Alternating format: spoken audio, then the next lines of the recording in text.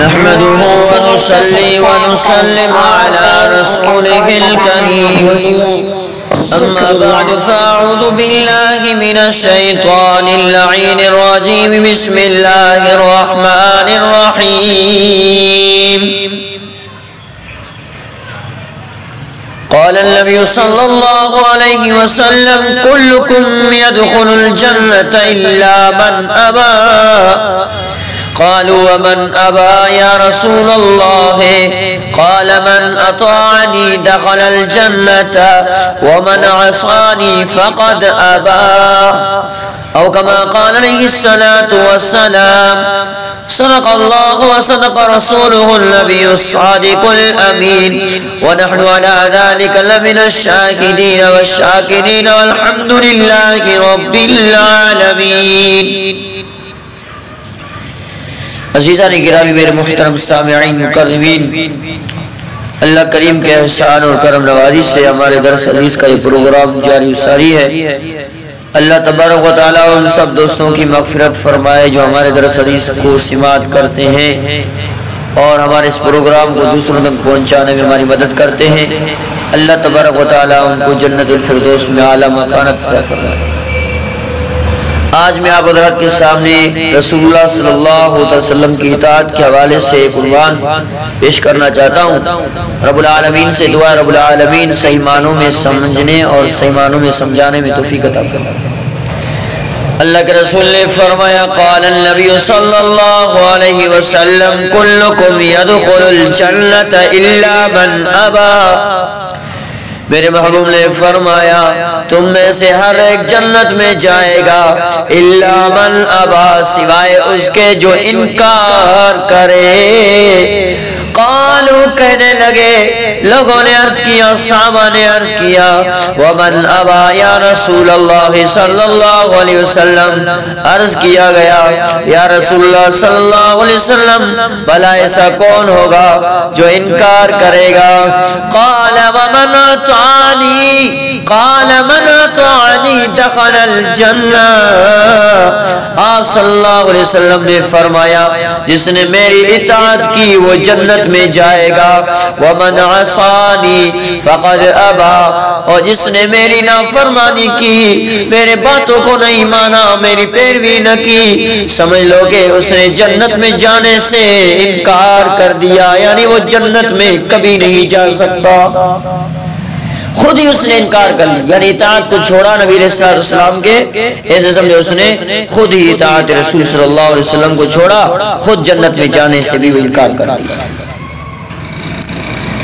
میرے محبوب کریم صلی اللہ علیہ وسلم کی حدیث سے حضرت صلی اللہ علیہ وسلم نے اپنی امت مسلمہ کے جملہ کی ایک اہل ایمان افراد مراد لیے ہیں. کہاں سے بھئی؟ کلکم سے.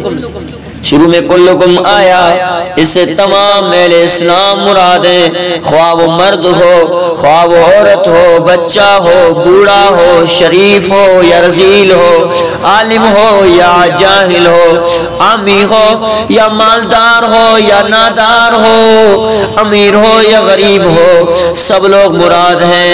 اور دوسرے فقرے میں میرے محبوب نے فرمایا دخول الجنت، جس کے معنی ہے کہ جنت میں داخل ہوگا، جس کی تشریح یہ ہے کہ مرنے کے بعد قیامت اور حشر سے پہلے صرف اس کی روح جنت میں داخل ہوگی، اور قیامت کے روز وہ شخص بذات خود اپنے جسم و روح کے ساتھ جنت میں داخل ہوگا.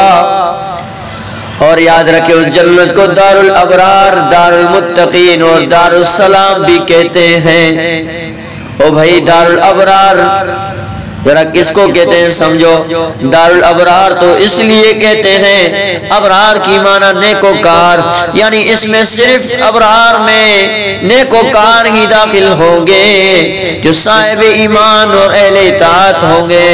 اور اسے دار المتقین، ایک جنت کا ایک نام، اس لیے اس کو دار المتقین کہتے ہیں، اس لیے کہتے ہیں کہ صرف اس میں اہل تقوی اور متقی اور پرہیزگار لوگ داخل ہوں گے.